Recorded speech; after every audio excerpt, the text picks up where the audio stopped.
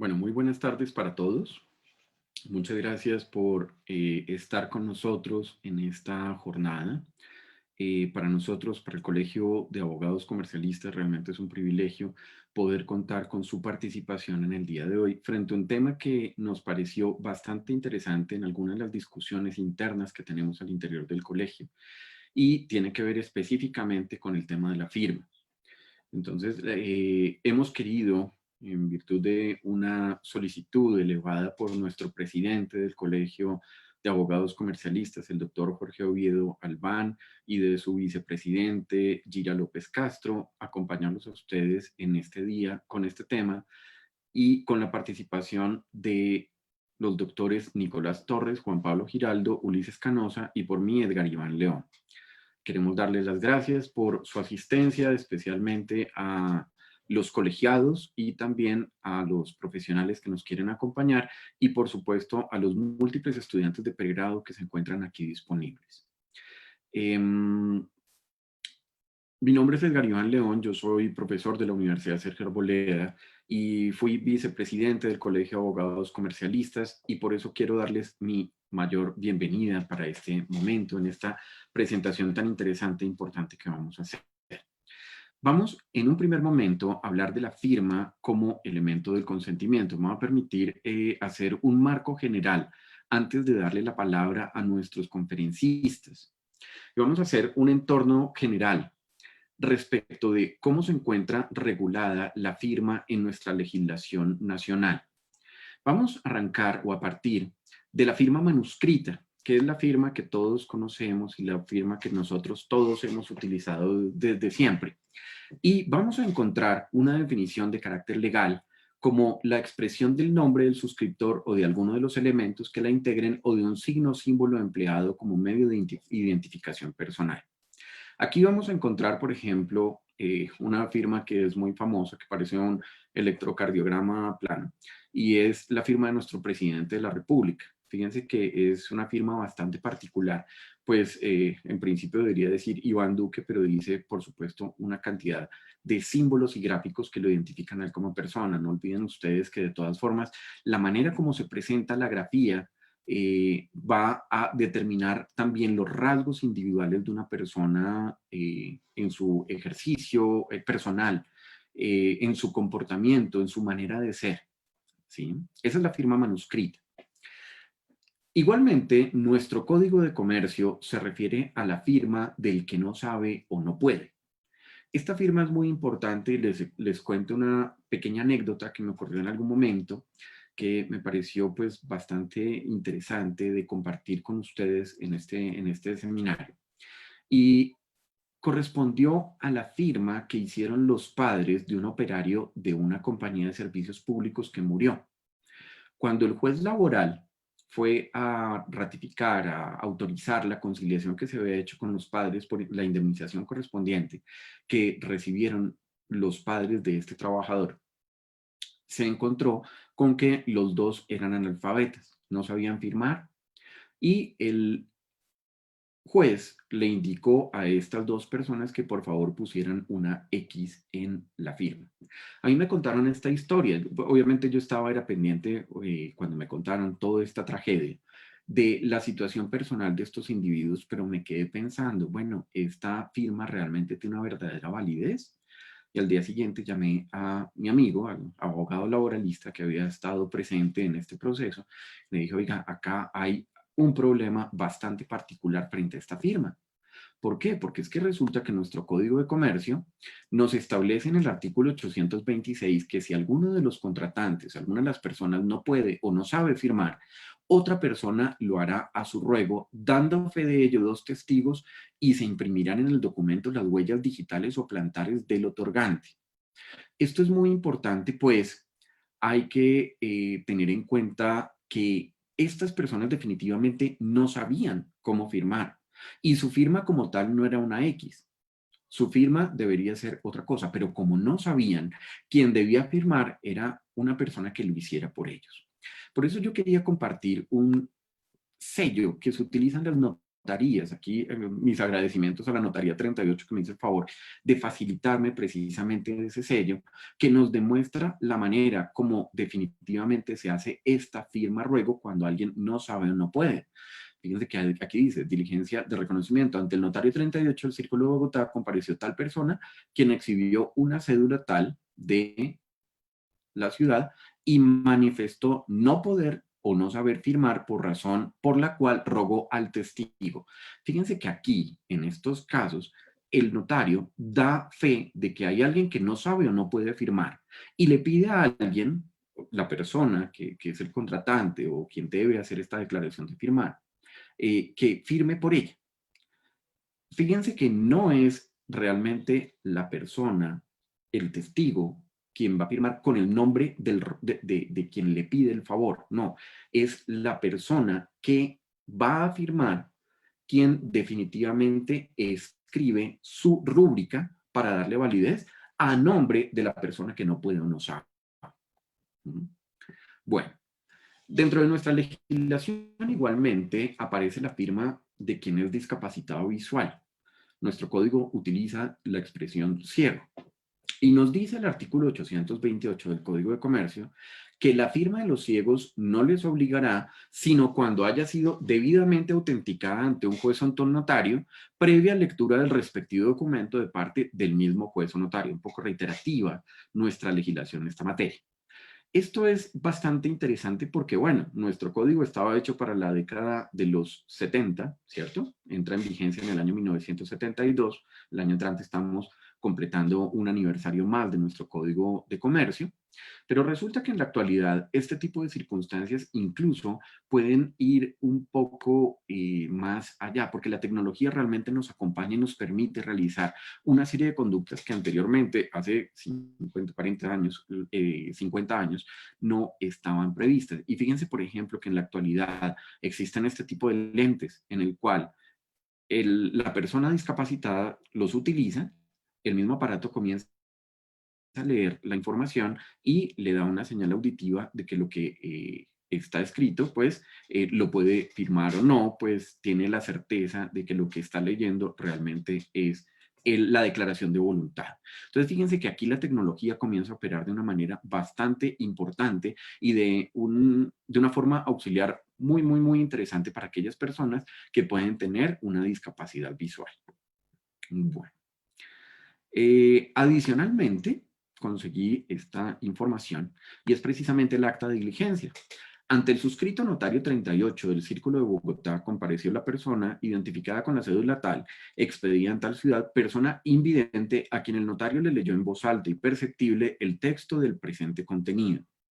El compareciente declaró que escuchó y comprendió el contenido del mismo y procedió a firmar e imprimir la huella dactilar del índice derecho de conformidad con el artículo 22 del decreto 2148 de 1983. Entonces, fíjense que esta diligencia realmente le permite a una persona tener la certeza de que esa declaración fue otorgada en debida forma.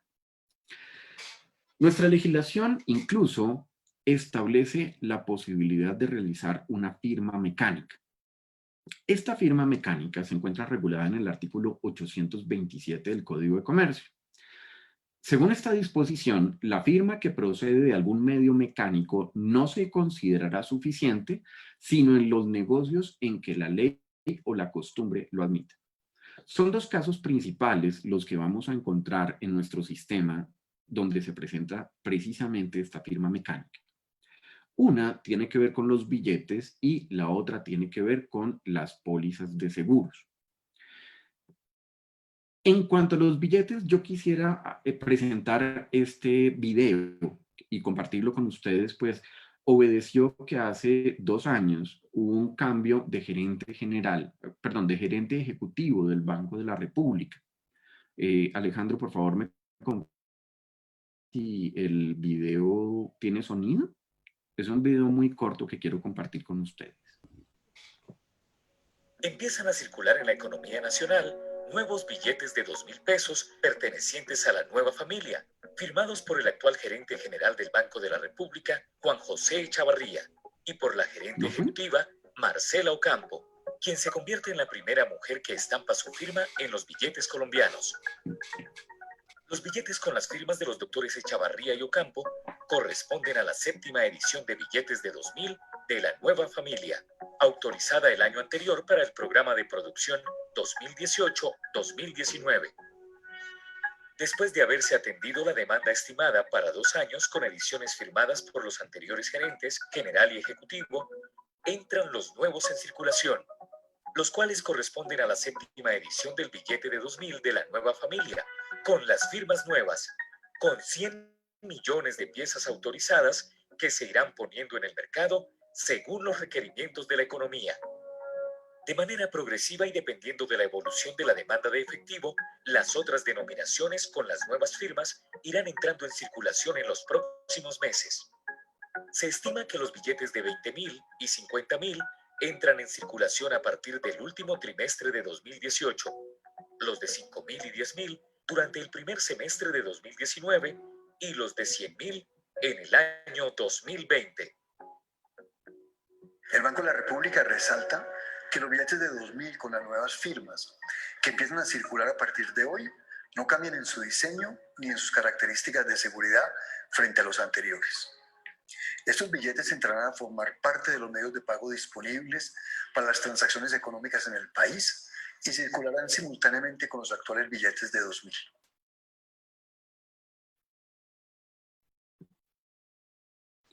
Bueno, igualmente vamos a encontrar dentro de esa misma disposición que cuando la costumbre también lo permita, puede ser utilizada la firma mecánica.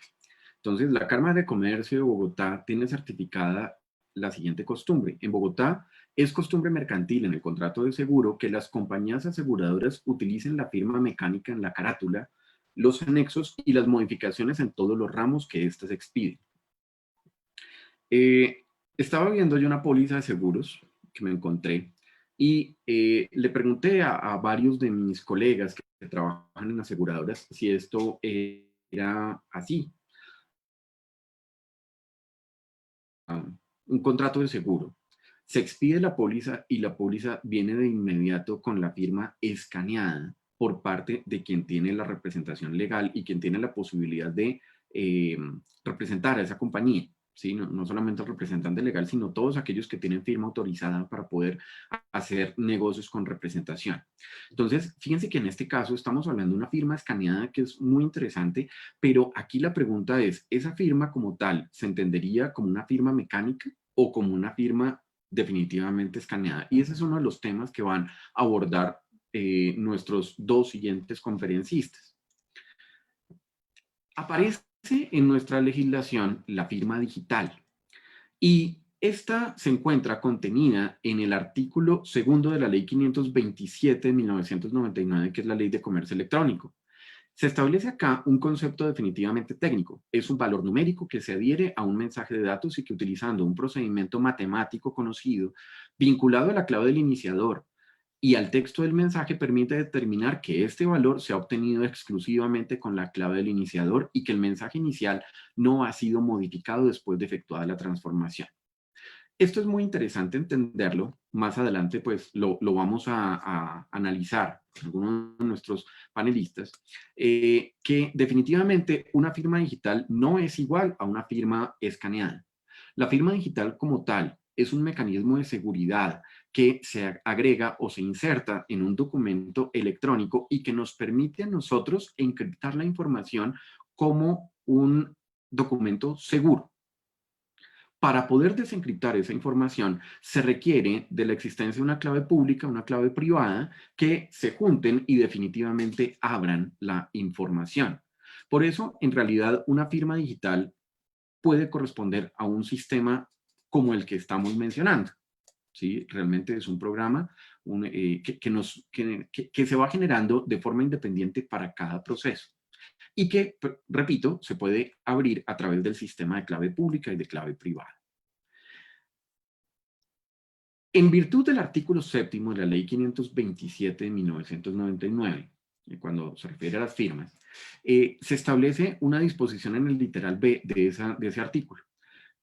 mecanismo técnico tanto confiable como apropiable que identifica a una persona ante un sistema de información. Eso como firma digital. Pero resulta que nuestro gobierno nacional, en virtud del decreto 2364 del año 2012, decide a partir de ese literal de la ley 527 regular la firma electrónica. ¿Y cómo la define? Lo define a través de esta expresión. Firma electrónica es todo método tal como código, contraseña, datos biométricos o claves criptográficas privadas que permiten identificar a una persona en relación con un mensaje de datos, siempre y cuando el mismo sea confiable y apropiado respecto de los fines para los que se utiliza la firma, atendidas todas las circunstancias del caso, así como cualquier acuerdo pertinente. En este caso, la firma electrónica realmente coincide con la firma digital en que se trata de un programa, pero este programa ya va a ser único y nos va a permitir identificar a las personas, a los sujetos, de manera que entendamos que esa persona que está agregando una firma electrónica a un documento realmente está haciendo su propia manifestación de la voluntad y declarando su propio consentimiento. Por eso encontramos acá un ejemplo y es la firma biométrica, que es aquella que utiliza una serie de características personales, es decir, por ejemplo, el iris de los ojos, el tono de la voz, las huellas digitales, la forma de la cara, bueno, cualquier cantidad de elementos de carácter electrónico que nos permite a nosotros entender que una persona es esa y no otra, y por el hecho de la inclusión de esa firma, realmente se está haciendo una declaración de voluntad. Miremos este video.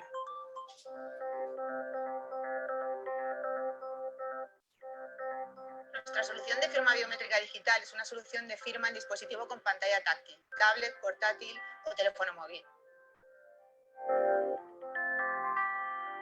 Permite a las empresas sustituir el proceso tradicional de impresión y firma manual con los correspondientes costes que ello supone de maquinaria, tinta, papel, gestión, incluso tiempos de espera por el proceso de certificación y firma digital. Esta solución es totalmente válida, legal y jurídicamente, tanto para la Administración de Justicia como para cualquier organismo oficial.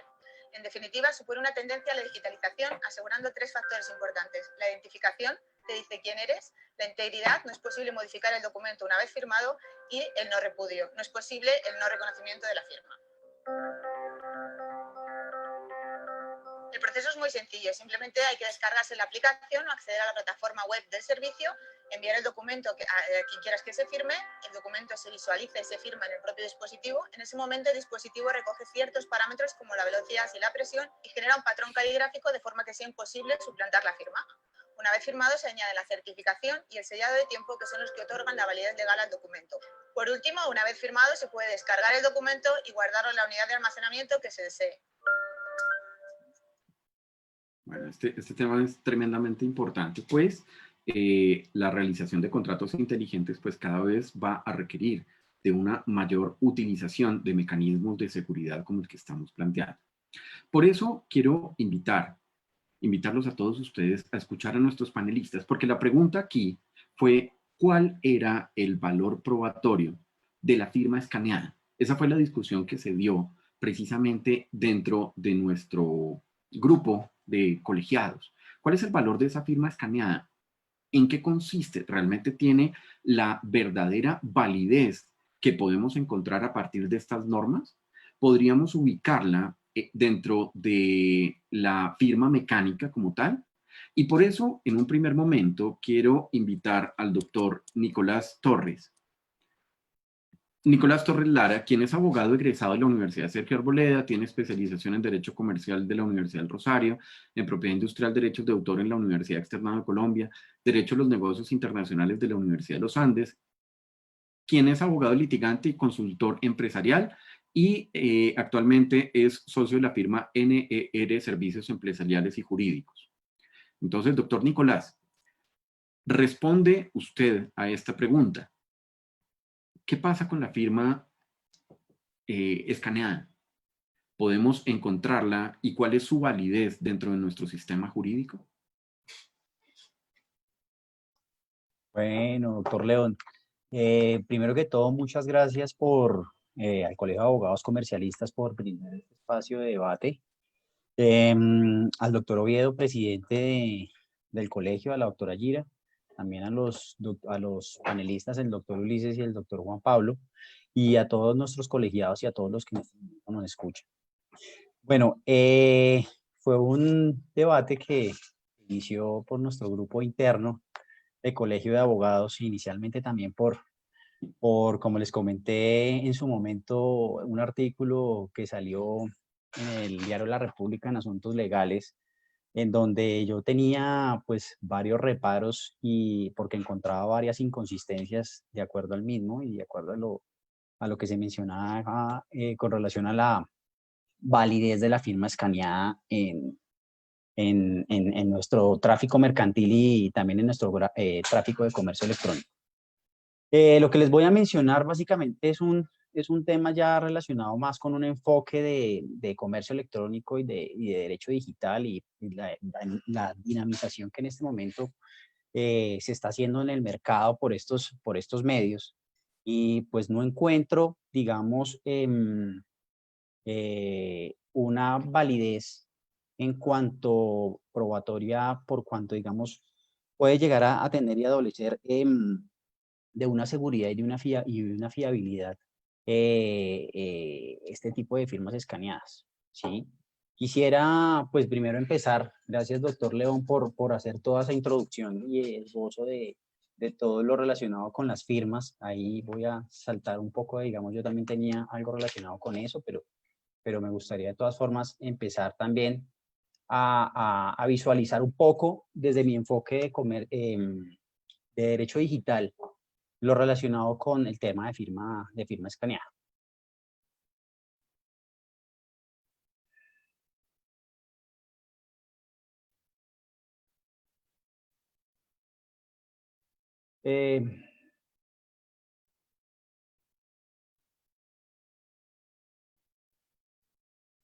Bueno, cuento con unas consideraciones previas a dar como unas pautas normativas y unos asuntos ya relacionados con el tema del consentimiento como tal, el consentimiento electrónico y también lo relacionado con la firma digital, con la firma electrónica, su subespecie de firma digital y también el tema, pues ya lo relacionado con la firma escaneada.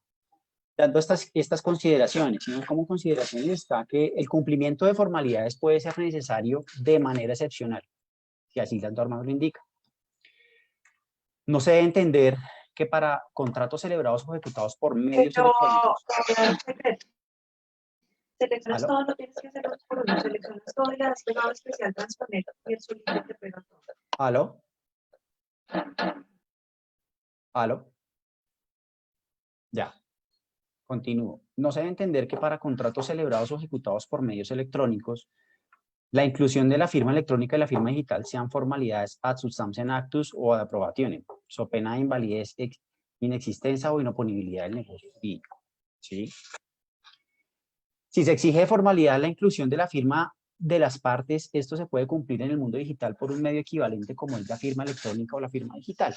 ¿Sí? Entonces, para eso están estas herramientas y para eso, digamos, la ley nos ha empezado a suplir de todas estas herramientas desde ya un par de décadas o más, de acuerdo a lo normado por la ley 527 del 99. Esta misma ley ratifica la libertad de formas, predomina el consensualismo y los mensajes de datos son medios idóneos para expresar la voluntad. Todo esto recogido es que la firma juega un papel importante en la prueba documental, por cuanto facilita la prueba de su autoría, dota de seguridad e integridad y confiabilidad de los mensajes de datos. Esto, en mi criterio, no lo tiene o no lo cuenta la firma digitalizada o la firma escaneada, o como se dice en los medios, la imagen o la foto de la firma.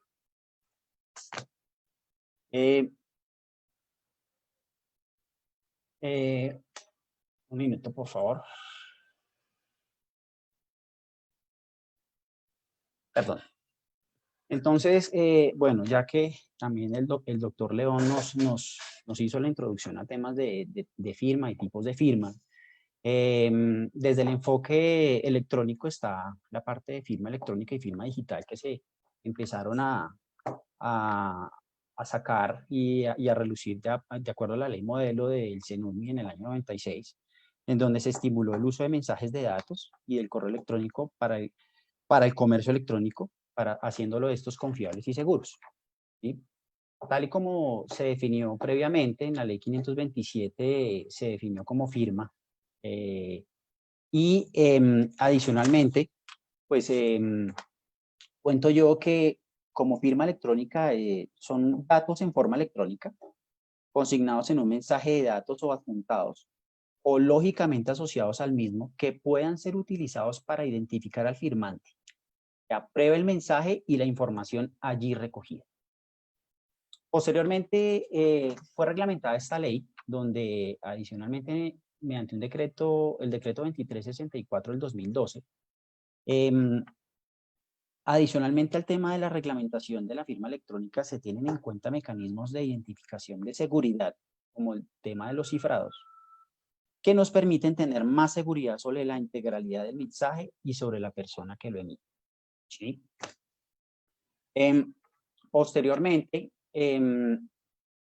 ya la Corte Constitucional se empezó a pronunciar, donde se indica en su sentencia 831 del 2001, que básicamente no se restringe la ley 527 sobre el comercio electrónico. Esto también fue esbozado y fue ingresado el tema para también integrarlo en la Administración de Justicia, donde se empezaba a mirar todo el tema de la implementación de la firma electrónica para seguridad y confiabilidad de los pronunciamientos judiciales, pero no como, digamos, en algún momento se está haciendo ahorita por varias entidades públicas, varias entidades judiciales que están implementando el tema de la firma, pues, por decirlo así, por premura y por lo que sucede ahorita en este momento que nos agobia por el tema del COVID. Hay otro tema que ya como para asuntos probatorios, que está la presunción de autenticidad del comercio electrónico, que está indicado en el artículo 244 del Código General del Proceso, que dice que los mensajes de datos se presumen auténticos, ¿sí? Tanto el tema subsiguiente como el del artículo 247 del Código General del Proceso, como las sentencias CC 604 del 2016, se menciona que no se valora un documento electrónico igual al de un mensaje de datos, ¿sí? Porque no se puede valorar por el juez un documento digital con los mismos criterios que los impresos, pues violan el principio de contradicción de la prueba. Y por no verificar requisitos técnicos exigidos en materia de evidencias digitales.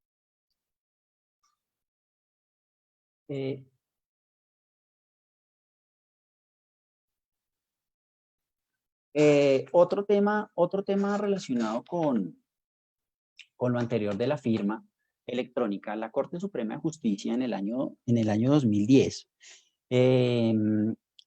indicó que para todo el tema del contenido de mensaje de datos y de las firmas electrónicas deben existir unos criterios de integralidad del documento, de inalterabilidad del documento, la rastreabilidad del documento y la recuperabilidad del documento, que no son otras cosas sino que la inalterabilidad, que sea transmitido por vía electrónica y sea recibido en su integridad por el destinatario, el llamado sellamiento del mensaje.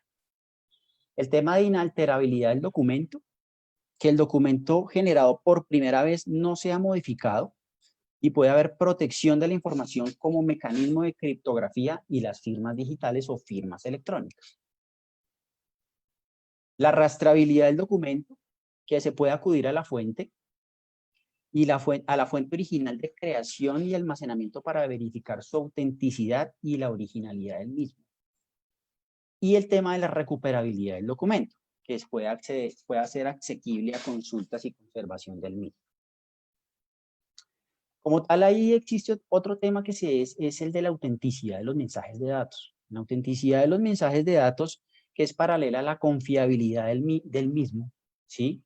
Se exigen tres asuntos, que sea la seguridad en que está dotado, esto es muy clave, la eficacia probatoria y los mecanismos que permitan identificar autoría y asociarlo con su contenido.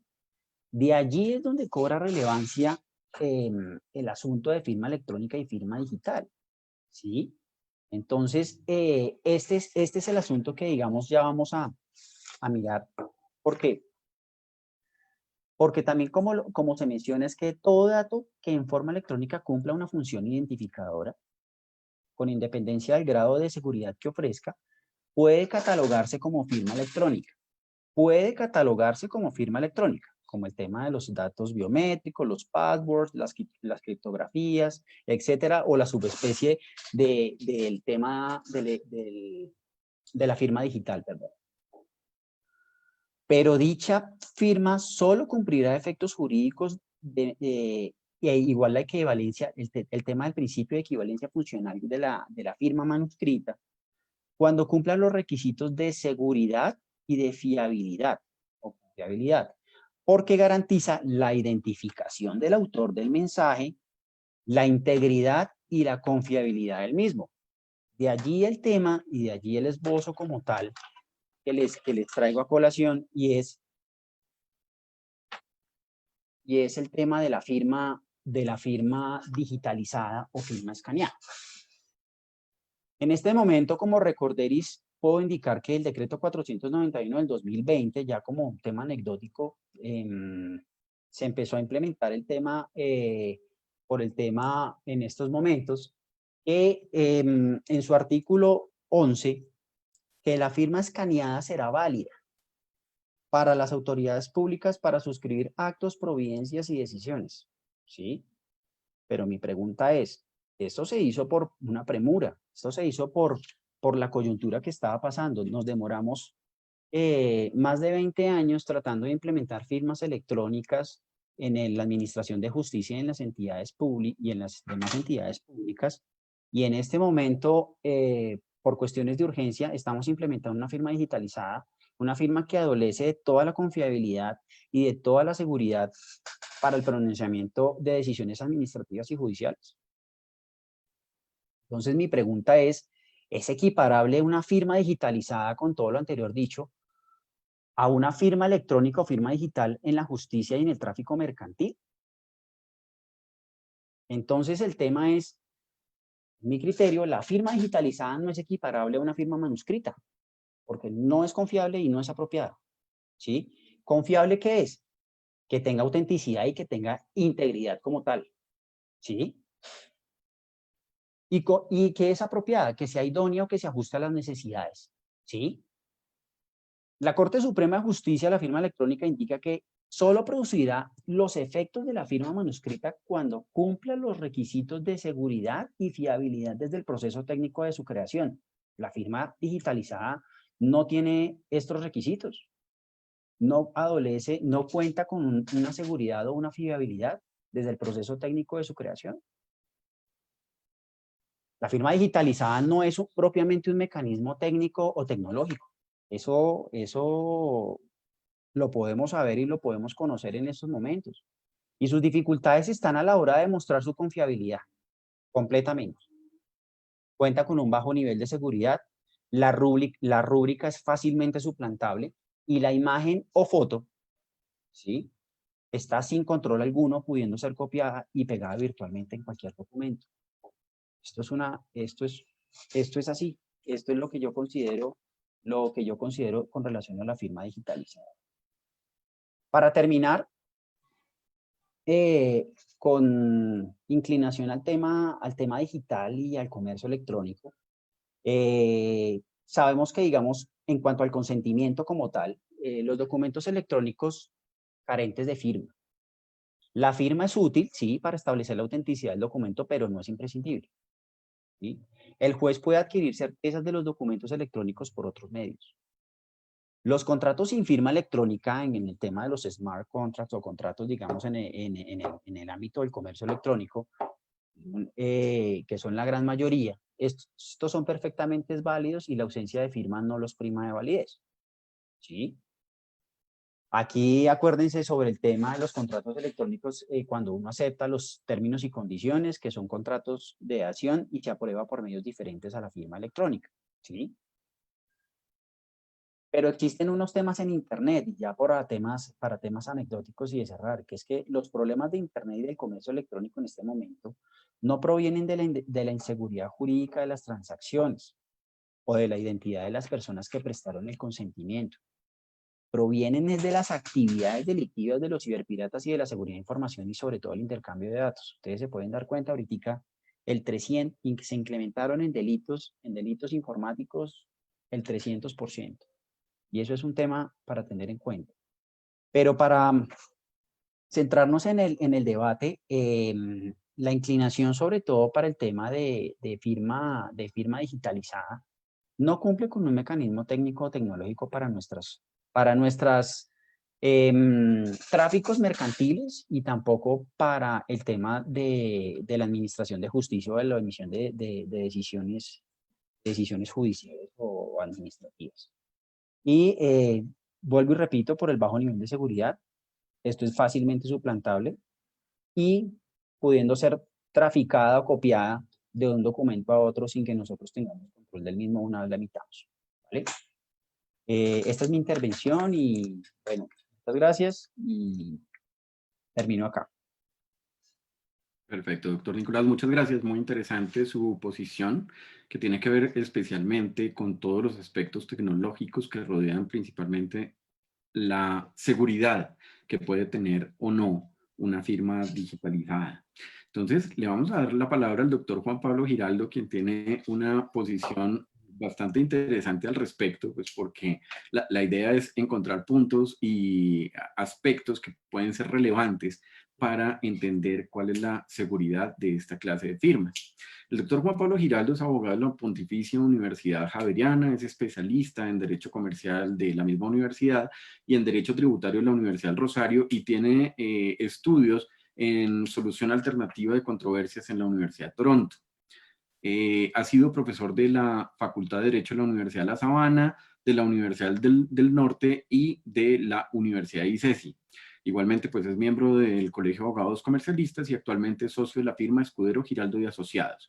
Entonces, doctor Juan Pablo, le cedo el turno para hacer su presentación. Muchísimas gracias. Buenas tardes para todos. Realmente muy complacido de poder estar aquí con ustedes esta tarde compartiendo pues un tema interesante que nos es grato a todos. Y quiero pues arrancar por agradecerle al doctor Jorge Oviedo y al doctor Edgar León por la invitación para participar en este foro y por supuesto a los contertulios de esta tarde, al doctor Nicolás y al doctor Ulises. Digamos que mi exposición tiene como propósito compartir con ustedes las razones por las cuales una firma escaneada, es decir, una firma digitalizada e impuesta en un documento comunicado por medios electrónicos, es perfectamente válida en derecho colombiano. Esa es mi tesis. Eso me propongo demostrar.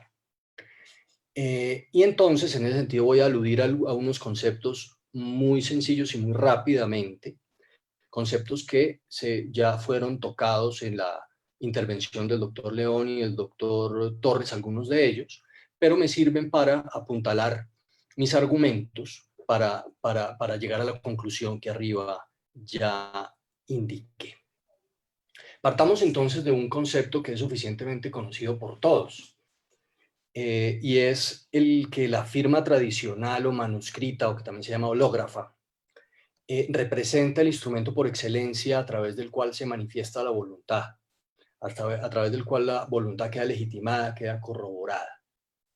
Y entonces, desde el punto de vista de la teoría de los actos jurídicos, podríamos sistematizar de manera muy rápida 3 funciones que tiene la firma en general. La primera función es que es indicativa, la segunda que es declarativa, y la última función es que tiene un carácter probatorio, es de carácter probatorio.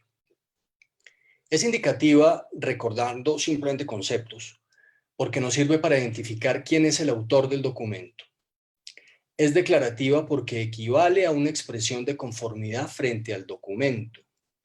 Y es probatoria porque nos permite acreditar si el autor de la firma es efectivamente aquel que ha sido identificado como tal en el documento. Esas funciones que acabamos de expresar se tropezaron fuertemente con la época de la revolución digital. Y fue necesario resolver un problema, resolver una pregunta. ¿Cómo lograr que los actos jurídicos que realizábamos por medios físicos, incluyendo, por supuesto, la firma, entre uno de muchos otros, pudiéramos efectuarlos también por medios electrónicos? Y aquí entonces aparece el concepto de equivalencia funcional. Principio según el cual todo aquello que se realiza por medios electrónicos, todo lo que se realiza por medios físicos o tradicionales se puede realizar por medios electrónicos. Lo importante es que se realiza, pero con las mismas consecuencias jurídicas y probatorias. Es un principio que está consagrado en nuestra legislación en el artículo 5 de la ley 527 del 99. Ese principio de equivalencia funcional tiene 3 expresiones o manifestaciones, dependiendo de los temas. Nosotros solamente nos vamos a concentrar en la firma, pero estoy tratando de ver el bosque. Y esa equivalencia funcional, decía, tiene 4 expresiones que son importantes. La primera es la equivalencia funcional de escrito, la otra es la equivalencia funcional de original, la otra es la equivalencia funcional de firma, que es a la que vamos a seguir hilando para seguir con nuestro análisis, y la otra es la equivalencia funcional de archivo y conservación. Entonces, cuando una norma en particular exija una firma, su equivalente en medios electrónicos es la firma digital. ¿Qué es la firma electrónica? ¿Qué es la firma electrónica? ¿Cómo está definida la firma electrónica? Ya el doctor León nos contó, nos aludió a la disposición, pero tomando esa definición, vamos a decir que firma electrónica es cualquier mecanismo, cualquier método que sirve para identificar a una persona en relación con un mensaje de datos, siempre y cuando sea confiable. Aquí viene el punto.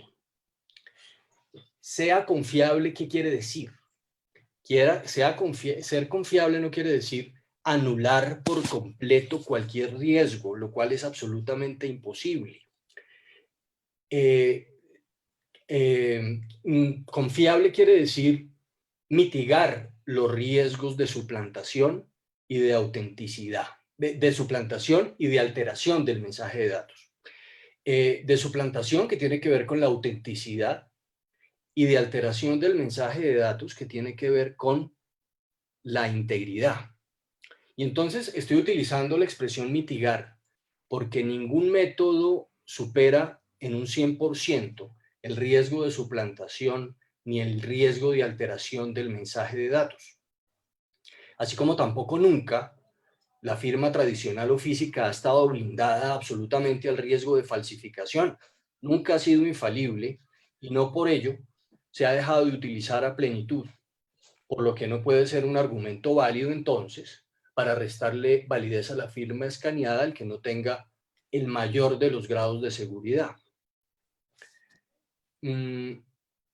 Digamos que teniendo claro entonces que la firma electrónica es el género y que existen múltiples especies de firma electrónica, algunas tienen un nivel de confiabilidad mayor que otras, ¿sí? Y ciertamente la denominada firma digital, a la que bien aludía el doctor Nicolás y que explicó con suficiencia, en tanto que participa una entidad certificadora, cuenta obviamente con un alto grado de confiabilidad y reduce muchísimo los riesgos de suplantación y alteración del mensaje de datos, ¿sí? Y tanto es así que la ley presume que el suscriptor de una firma digital tiene la intención de emitir ese mensaje de datos y de ser vinculado a su contenido. Es una presunción que encontramos en el artículo 28 de la ley 527 del 99. No obstante eso, sin embargo, eso no quiere decir que otras especies de firma electrónica, como por ejemplo la firma escaneada, por no gozar de los mismos niveles de seguridad, no tenga validez jurídica. Y ese precisamente es el primer argumento del que me voy a valer para tratar de mostrar que la firma escaneada en derecho colombiano es válida. La confiabilidad no supone la eliminación absoluta del riesgo de suplantación y alteración del mensaje de datos. Supone su mitigación. Al gozar la firma escaneada de confiabilidad, entonces, cumple el requisito previsto en el artículo 3º del decreto 2364 del 2012. Ese es nuestro primer argumento. Pero tenemos uno segundo. La firma escaneada es válida porque para ello voy a fundamentarme en la definición misma que trae la ley de firma electrónica. El doctor León nos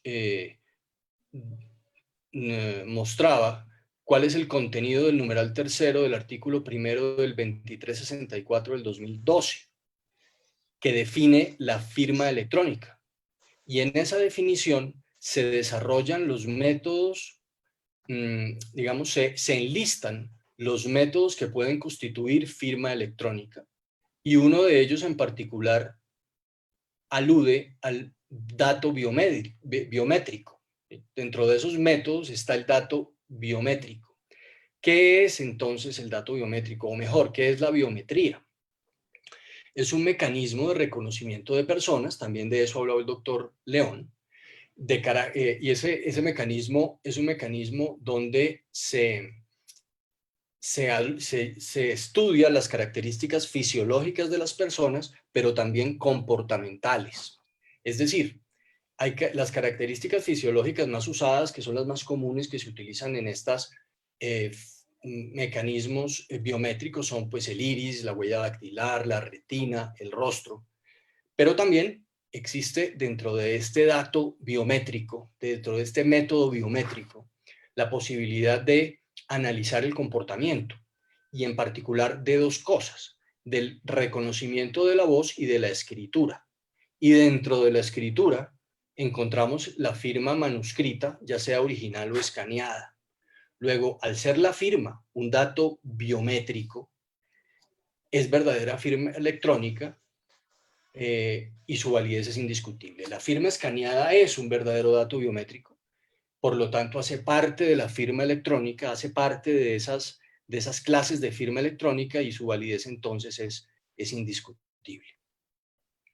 Tenemos un tercer argumento, y en el tercer argumento pues quiero valerme de la presunción contenida en el artículo 16 de la ley 527 del 99, según el cual se entiende que un mensaje de datos proviene del iniciador cuando ha sido enviado por él, por alguna persona facultada para actuar en su nombre, o por un sistema de información programado para que opere a su nombre.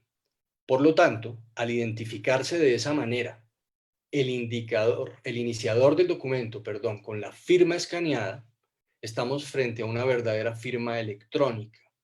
Lo anterior, si lo sumamos a la presunción del artículo 244 del Código General del Proceso, de la cual, por supuesto, el doctor Ulises nos hablará posteriormente, pues no podemos dudar que la firma escaneada tiene una validez completa en derecho colombiano. Para ir cerrando mi exposición, digamos, quiero contarles a ustedes que hay un tema bien interesante. Resulta que la firma escaneada podría llegar eventualmente a constituirse en una costumbre mercantil. Si es que no lo es ya, eventualmente puede serlo, yo creo que sí. Pero les cuento que en este momento hay un documento, un estudio realizado por la Universidad del Rosario, por la línea de investigación de Derecho Comercial de la Facultad de Derecho de la Universidad del Rosario. En la Cámara de Comercio reposa el documento, en donde analiza la mercantilidad de la conducta de incluir o escanear firmas en los documentos electrónicos. Y la conclusión es que es una costumbre. Pero lo interesante es que analiza, que a la par de analizar la mercantilidad de la conducta, presenta una muestra de verificación de la práctica en empresas de distintos sectores económicos de Bogotá. Y al final concluye que es una costumbre. Y yo creo que en este momento lo es. Incluir una firma escaneada en documentos electrónicos es una práctica comercial que no es contraria a la ley. No hay una sola disposición que lo prohíba. Se usa de manera pública, uniforme y reiterada. Luego es posible que de pronto en un tiempito no muy corto vamos a tener una certificación de la Cámara de Comercio que nos pueda servir para cumplir con los términos del numeral tercero del artículo 179 del Código General del Proceso, aunque podríamos bien llevar a algunos otros comerciantes a testificar en algún proceso para que nos cuente que hoy en día sí es una costumbre mercantil. Finalmente, quiero decirles que pues, todo este discurso no es mío, obedece a una realidad. Las autoridades nacionales de todas las ramas del poder público dan validez a las firmas escaneadas en mensajes de datos. Yo simplemente cito un par de sentencias, una de la Corte Suprema y otra del Consejo de Estado. La de la Corte Suprema es del 16 de diciembre de 2012 y claramente se indica allí que independientemente del grado de seguridad, se entiende, clasifica como firma electrónica cualquier método que sirva para identificar a un sujeto. ¿Eso qué quiere decir? Quiere decir que la Corte está diciendo, este no es un problema de validez, este es un problema de valor de prueba, de eficacia, de robustez de la prueba, pero no un problema de validez. Pero también hay una sentencia que me parece muy interesante, que es más reciente, que es del Consejo de Estado de la Sala Plena, del 28 de marzo del 2017, donde de manera absolutamente contundente dice que la firma digitalizada o escaneada constituye una modalidad válida de firma electrónica. Lo dice el Consejo de Estado. Ni qué decir de las superintendencias. Las superintendencias de sociedades, superintendencia de industria y comercio y financiera, no ponen reparo ninguno a recibir documentos, memoriales, pruebas, cualquier tipo de documento con una firma escaneada. Es práctica común, reiterada, autorizada, avalada por estas entidades en ejercicio de sus funciones jurisdiccionales, aceptar este tipo de documentos. Una entidad, Colombia Compra Eficiente, por ejemplo, que dentro de sus funciones tiene la de emitir conceptos relacionados con contratación estatal para las entidades a nivel nacional, ha conceptuado varias veces. El último concepto que conozco es de mayo del año 2000, de mayo del 18. Dice Colombia Compra Eficiente que las firmas escaneadas son perfectamente válidas en los procesos de licitación y las pueden utilizar los contratistas o los proponentes. Eso a nivel nacional, solo una pequeñita muestra, pero a nivel internacional, no quiero cerrar esta participación sin aludir a tres temitas. Hay una directiva, que es la directiva del Parlamento Europeo, una directiva del año 99, donde dentro de las categorías de firma acepta la validez de la firma electrónica simple, y dentro de la firma electrónica simple encaja perfectamente el concepto de firma escaneada. Pero además hay varios conceptos, pero simplemente recojo uno de un grupo de expertos de crédito documentario de la Cámara de Comercio Internacional del año 2015, en el que acepta como válido un conocimiento de embarque con firma escaneada y alude, para soportar normativamente su concepto, a las reglas y usos uniformes de crédito documentario, específicamente la UCP 600 del año 2007. Entonces, fíjense ustedes que tanto las autoridades nacionales como entidades internacionales coinciden en darle validez. Por supuesto, quiero concluir aquí, la firma digital como especie de firma electrónica tiene unas seguridades magníficas, estupendas, muy buenas, altísimas. Sin embargo, existen otras modalidades de firma electrónica, una de las cuales es la firma escaneada, que claramente no goza de tantas seguridades, pero no por ello no es válida, es plenamente válida. Aquí no estamos hablando de un problema de validez, sino de un problema de robustez probatoria. Y simplemente termino con una idea final, que es la siguiente. La firma escaneada como firma electrónica es válida porque el libre flujo de tráfico mercantil tiene que prevalecer a las posturas que privilegian únicamente la plena y absoluta seguridad de las transacciones electrónicas. Ahí termino, doctor León. Muchísimas gracias. Bueno, doctor Juan Pablo, muy interesante y complementario lo que dice Nicolás, porque fíjense ustedes que hay una cantidad de temas que realmente están definitivamente sueltos en esta materia.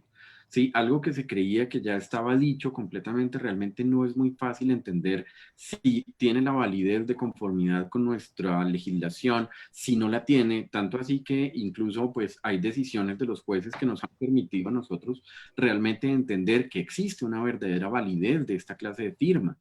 Pero hay inconvenientes ya desde el punto de vista práctico, ¿sí? Entonces, por ejemplo, no sé si a ustedes les ha pasado en muchas oportunidades donde uno envía una cuenta de cobro y basta con que simplemente se envíe el documento en PDF con una firma digitalizada a través de, pues, de un escáner y a través de un sistema, a través de una red, a través de un correo electrónico, y es admitido en ciertas partes, pero en otras, especialmente respecto al tema contable, respecto al tema tributario, definitivamente no se acepta este tipo de documentos porque no se entiende como un original. Esa es la razón por la cual igualmente invitamos aquí al profesor Ulises Canosa, a quien invitamos especialmente para que nos acompañara en esta presentación y nos contara un poquito del tema de la firma, ya desde el punto de vista procesal y probatorio, porque definitivamente creemos que es un elemento fundamental para poder entender el sistema. Antes de darle la palabra al doctor Canosa, quiero recordarles a los asistentes que si tienen alguna pregunta lo pueden hacer a través del chat o a través de Facebook Live. El profesor Ulises es abogado de la Universidad Libre, es miembro del Instituto Colombiano de Derecho Procesal y fue miembro de la Comisión Redactora del Código General de Proceso. Profesor Canosa. Bueno, muy buenas tardes para todos. Espero que se esté viendo allá la presentación que estoy poniendo en la pantalla. Yo no pensaba usar presentación, pero mis compañeros de panel me obligaron porque son muy juiciosos y habían preparado muy diligentemente una presentación. Entonces, por eso vamos a utilizar esta que yo uso a veces para explicar estos temas. Bueno, en primer lugar, un agradecimiento al Colegio de Abogados Comercialistas. Es un placer para mí estar aquí con ustedes hoy, además refiriéndome a un tema tan interesante como el que han planteado las personas que me han precedido en el uso de la palabra, y yo lo voy a hacer desde la óptica procesal y probatoria, es decir, desde la óptica del Código General del Proceso.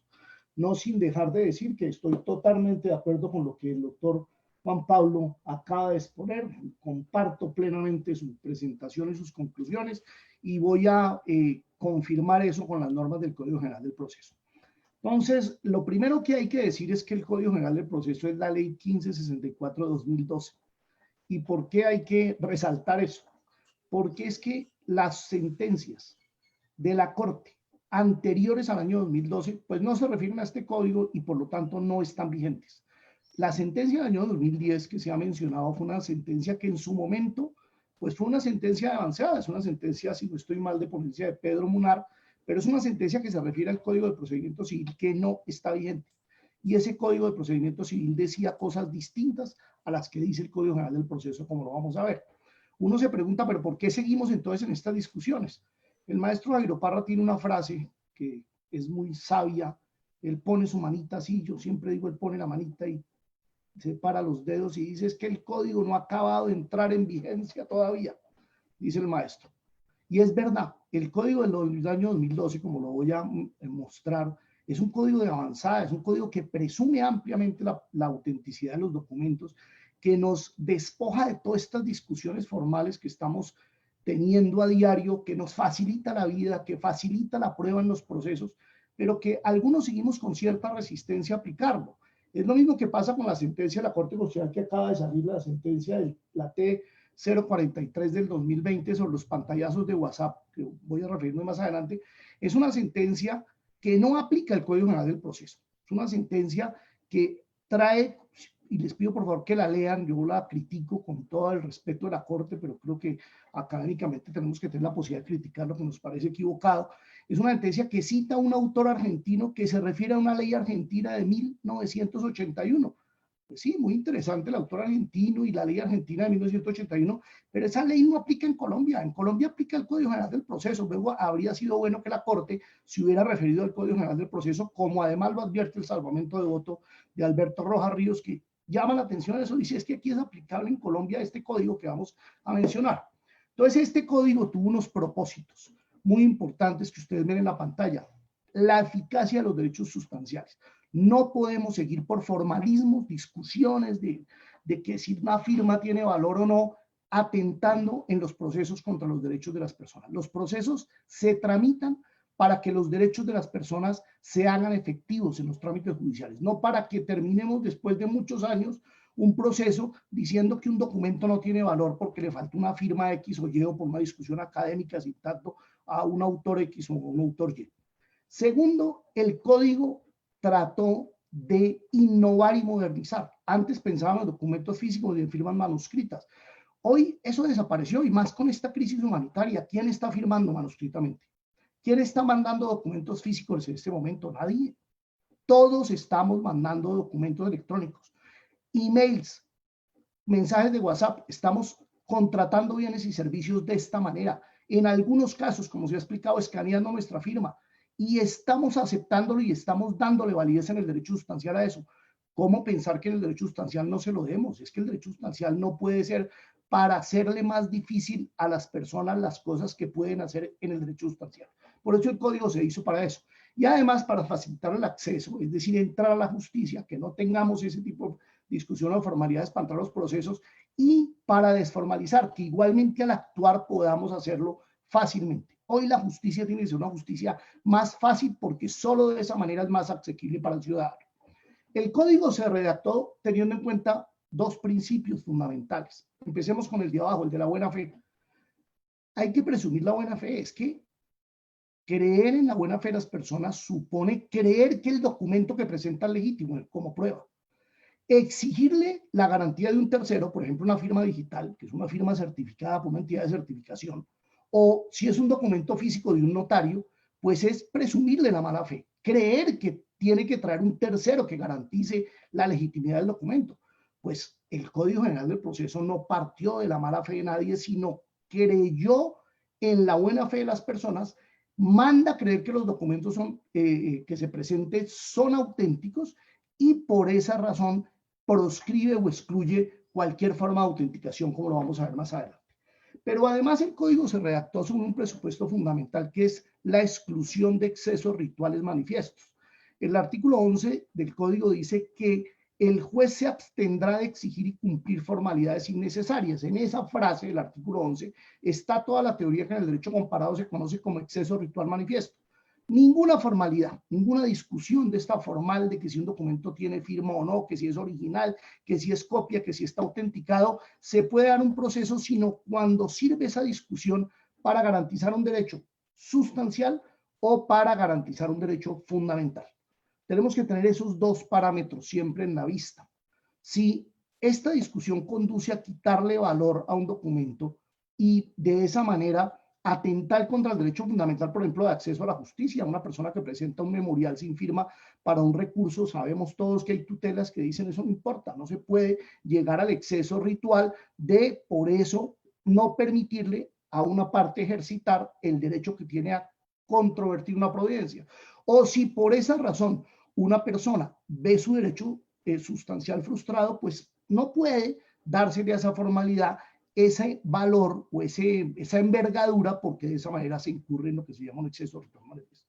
Claro que hay dificultades, y las dificultades son las que estamos viendo aquí, discusiones que seguimos dando, porque los abogados, en vez de haber regulado estos nuevos documentos que aparecieron, aparte como una prueba electrónica, los regulamos como estaban regulando los físicos, y por eso se llaman documentos electrónicos, porque decidimos a través de los equivalentes funcionales de lo que se acaba de hablar, darle a la prueba electrónica el mismo tratamiento y aplicarle las mismas normas que para ese momento existían para los documentos físicos, y para poder hacer esa aplicación tuvimos que inventarnos los equivalentes funcionales de lo que ya vamos a hablar. ¿Qué documentos se presumen auténticos en el código, señores? Se presumen auténticos todos los documentos, todos. El artículo 244 del Código General del Proceso, voy a ponerla de una vez completa, dice que se presumen auténticos los documentos sin importar su origen, sin excepción de su origen. Antes solo se presumían auténticos los documentos de las partes, ahora también los de terceros. Sin importar su naturaleza, antes, ustedes recordarán, solo se presumían auténticos los públicos, ahora también los privados. Sin importar su forma, antes, en el viejo código, se presumían auténticos los originales, ahora también las copias, el código lo dice claramente. No importa su efecto, una demanda se presume auténtica, una contestación se presume auténtica, un memorial, incluso de disposición del derecho, se presume auténtico. Un poder debería presumirse auténtico. El artículo 74 lo excepcionó del Código General del Proceso, pero la sustitución se presume auténtica. Eso desaparecerá tarde o temprano. Hoy en el mundo los abogados, en muchos países, y lo sabemos, las personas que nos dedicamos al derecho comercial, los abogados no exigen poder. Uno va a atender un proceso en Estados Unidos y el abogado manifiesta que es el apoderado y no tiene que presentar ningún poder.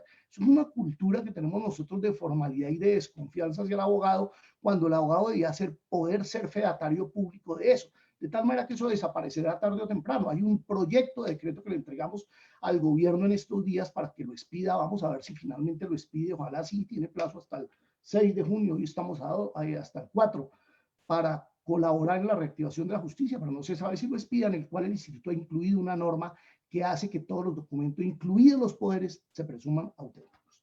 Y los títulos ejecutivos se presumen auténticos también, no importa la identidad.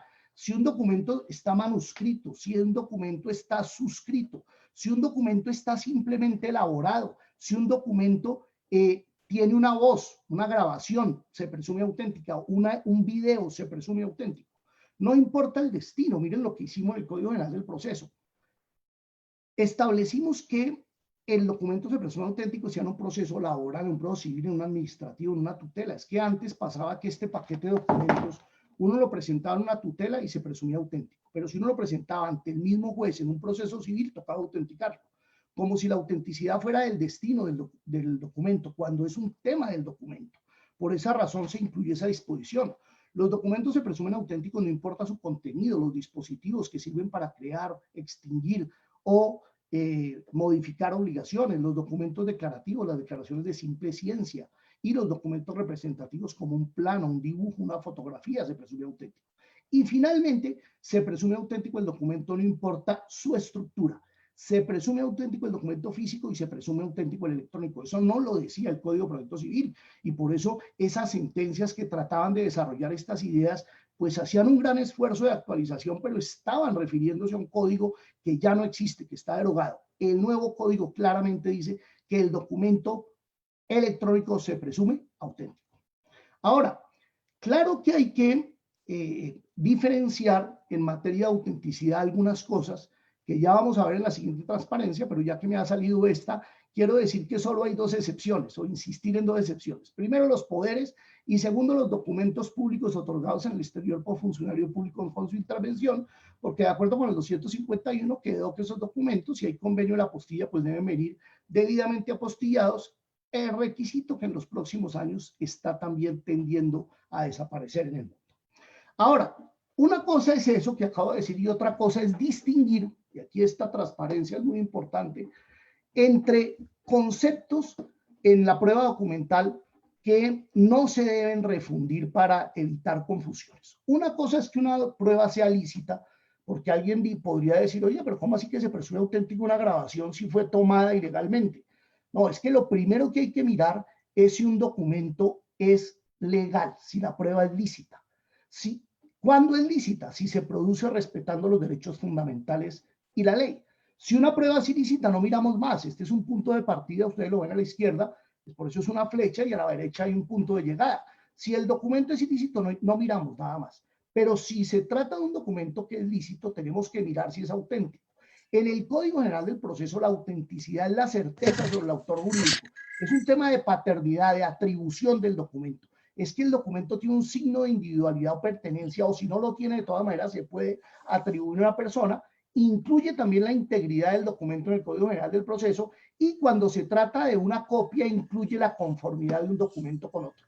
Eso es lo que presume el código, señores. El código no presume nada más, pero tampoco nada menos. Es decir, que la gran reforma del código del año 2012 estuvo aquí. Se presume todo eso que ustedes ven ahí en esa ilustración. Si una persona tacha de falso el documento o lo desconoce y el otro no prueba la autenticidad, pues no hay autenticidad del documento y desaparece.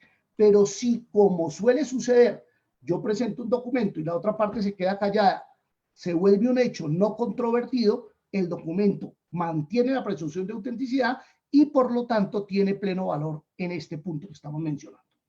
Algo distinto es la veracidad del documento. Un documento puede ser auténtico pero no ser veraz. La veracidad es la concordancia del contenido con la realidad. Una escritura pública de un contrato simulado pues es lícita desde el punto de vista civil, es auténtica porque quienes dicen firmaron, firmaron, pero no es veraz porque su contenido no concuerda con la realidad. Esa veracidad también se presume. Siempre un documento prueba en principio lo que muestra, pero se puede probar en contra de lo que dice el documento. Cuando yo voy a atacar la presunción de autenticidad, uso generalmente la tacha de falsedad. Cuando voy a atacar la presunción de veracidad, yo no tacho de falso el documento. Cuando es falsedad ideológica, por ejemplo, yo lo que hago es probar en contra de lo que dice el documento. Y puede suceder que haya que mirar este cuarto aspecto, que es la eficacia obligacional, que es la idoneidad para exigir el cumplimiento. La fotocopia de un cheque es lícita, es auténtica, se presume que es igual a la anterior, es veraz, pero no sirve para cobrar, porque las normas de títulos valores dicen que hay que presentar el original, porque uno de los requisitos, y lo sabemos los comercialistas, para poder ejercitar el derecho incorporado en el título es exhibir el original del documento, en la medida en que solo en el original está el derecho incorporado. Vivante decía que el papel absorbe el derecho como la espuma absorbe el agua, de tal manera que donde está el papel está el derecho, el original. Pues no nos sirve la copia, pero la copia de una póliza, como se ha demostrado, como un contrato de arrendamiento, de una promesa de compraventa, de cualquier otro documento, es lícita, es auténtica, es veraz y además sirve para cobrar. En el punto de la autenticidad quiero centrarme un momento en los minutos que me quedan para decir que una cosa es que los documentos se presuman auténticos y otra cosa distinta en el código es cómo debo presentarlos. El código dice que los debo presentar original o copia. Si tengo el original, por ejemplo, y trata de un documento físico porque el concepto original no existe en el electrónico, pues debo presentarlo porque es la mejor prueba, es donde mejor se puede ver, por ejemplo, una falsedad. Si no lo presento, la copia, dice el código, tiene el mismo valor probatorio que el original. Salvo, ya he dicho, salvo que haya una norma que exija que se presente un determinado ejemplar, que es lo que pasa con los títulos valores y desafortunadamente con la normita esa que se nos quedó vigente cuando redactamos el código involuntariamente, se nos pasó que es la de la escritura pública o que contiene el contrato de hipoteca, por ejemplo, que solo sirve un determinado ejemplar, que es una norma inútil, que solo es un formalismo innecesario, porque debía cualquier copia servir para cobrar y que el demandado alegue, además porque el acreedor solo puede cobrar una vez y solo puede embargar una vez el inmueble, pero es una formalidad de esas que se quedaron ahí. Nosotros fuimos muy juiciosos en tratar de derogar todo lo que podíamos derogar, pero esa se nos pasó, así que me aculpo de no haberla incluido en las derogaciones. Entonces, hay que presentar solo en esos casos donde la ley dice expresamente que hay que presentar lo original, hay que presentarlo. Ahora, ustedes se preguntarán, ¿y qué pasa si yo, por ejemplo, en un documento físico, tengo el documento físico y no lo presento, presento una copia y se demuestra que el día de mañana que yo tenía una copia, pues que yo tenía el original guardado? No pasa nada. El código resuelve el problema muy fácilmente porque dice que si presento la copia, me guardé aquí el original, pues usted como contraparte, el que me está viendo, decide si tacha o desconoce. Si usted ni tacha ni desconoce, pues se consolida el valor probatorio de este documento en copia y por lo tanto no hay ninguna discusión adicional, pero si usted tacha, pues usted pedirá la exhibición de ese original que yo tengo allá.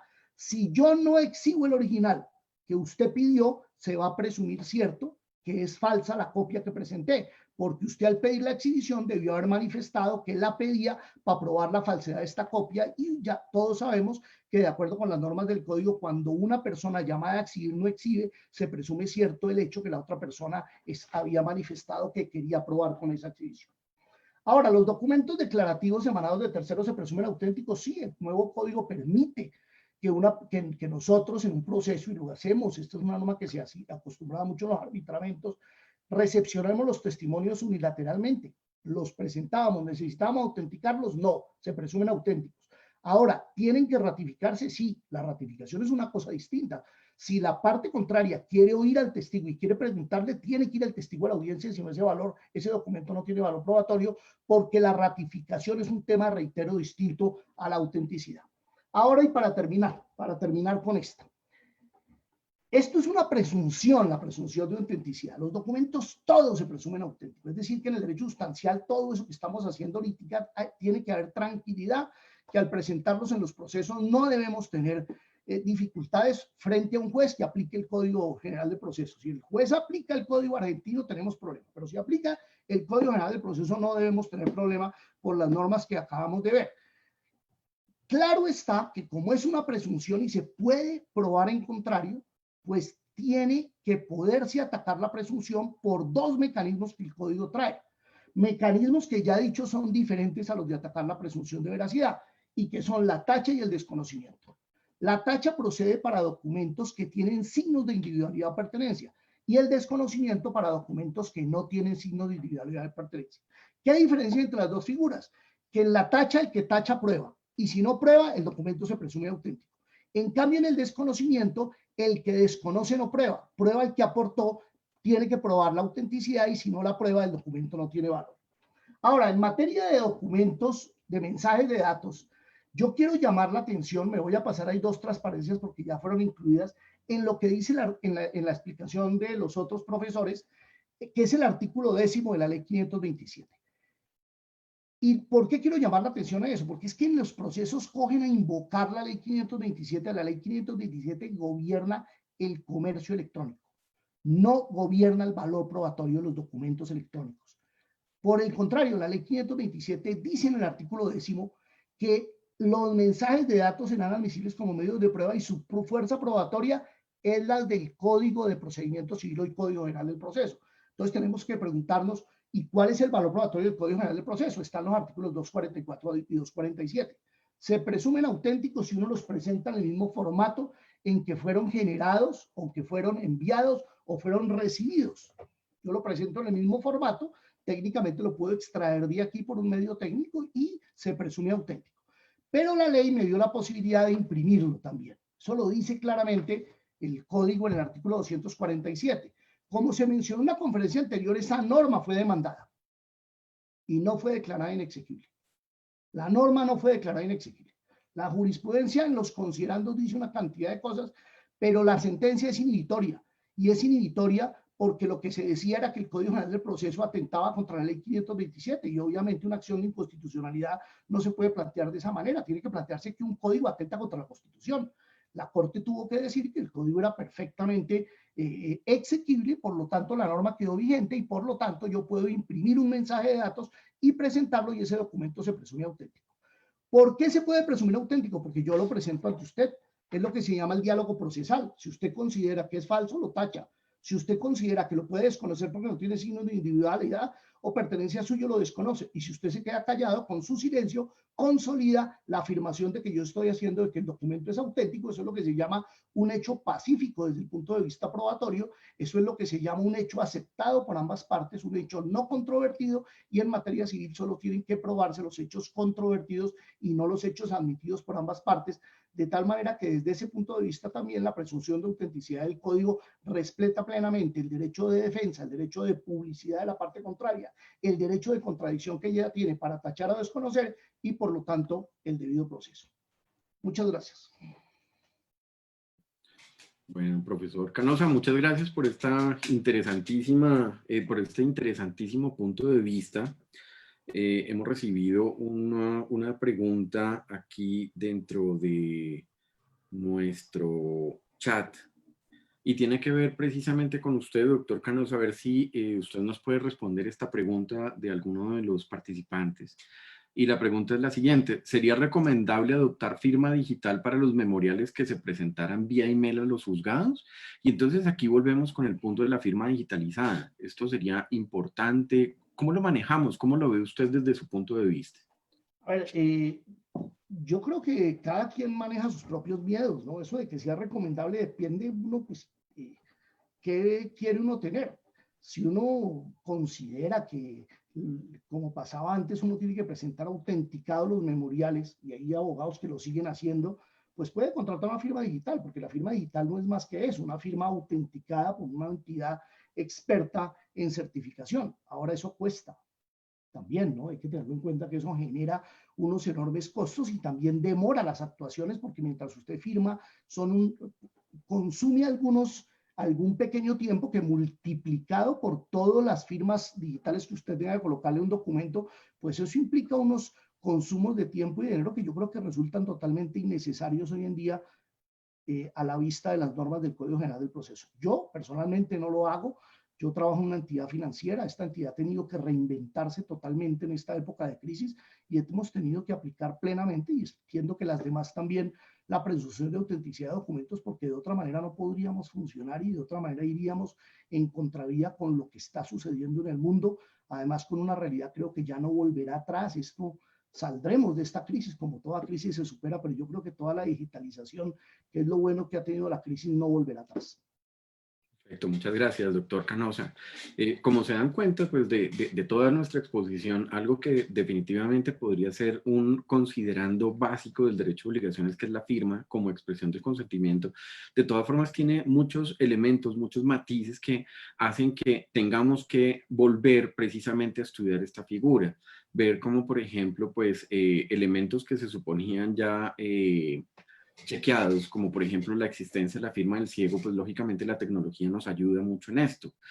Tal como lo señala el doctor Nicolás, es muy importante que los particulares en la expresión de su voluntad tengan como tal una ayuda de seguridad que solamente dan los elementos tecnológicos. Y por supuesto, aquí viene el consentimiento como un elemento muy importante para determinar qué es lo que quieren las partes definitivamente, para darle toda esa seguridad a los negocios que están celebrando. Por supuesto, comparto mucho todas las posiciones del doctor Juan Pablo, donde definitivamente aquí queda un elemento muy importante, y es el principio de la buena fe en relación con la utilización de la información que circula a través de Internet. Pues por supuesto, es decir, tenemos claro que quién es el originador de un mensaje de datos, y si la firma, el signo que utiliza esa persona para decir que esa persona es, pues lógicamente yo tengo que necesariamente confiar mucho en el envío, en el personaje que realmente envía la información, porque hace parte precisamente de la rapidez de los negocios. Definitivamente no sabemos en este momento, ahí sí tenemos que entrar a discutir y verificar un poco más allá cómo evolucionamos frente a este tema, porque yo todavía no estoy muy convencido de que se trate de una costumbre mercantil, aunque sí veo que la utilización de la firma digitalizada definitivamente sí constituye un uso, porque todo el mundo lo utiliza. Es más, hay casos en los cuales ni siquiera nosotros utilizamos un signo, sino simplemente ponemos nuestro nombre completo para determinar quién es la persona que está enviando, y al final ese nombre o esa utilización de esas grafías se unen con la dirección electrónica que me permiten a mí entender, como tal como lo mencionó el doctor Ulises, entender de dónde surge la información, que es el elemento probatorio que nos permite a nosotros ya determinar, no solamente entre los particulares, sino a través de las autoridades, tanto administrativas como judiciales, de dónde viene la información. A todos ustedes, muchas gracias a los conferencistas, doctor Juan Pablo, doctor Nicolás, doctor Ulises, muchas gracias al Colegio de Abogados Comercialistas en cabeza de su presidente y vicepresidenta. Nos esperamos encontrar muy próximamente en otro evento. Muchas gracias a todos. Buenas gracias. Gracias a todos. Muchas gracias a todos. Feliz tarde. Que estén muy bien, mil gracias.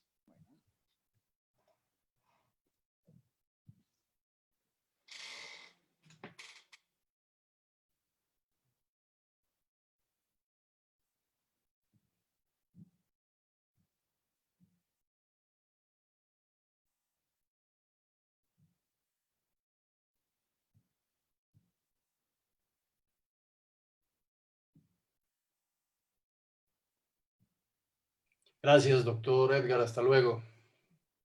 Chao, Juan Pablo, mil gracias. Estamos hablando, ¿no? Estamos en comunicación. Muchas gracias por la Ahora hablamos. colaboración. Bueno, un abrazo.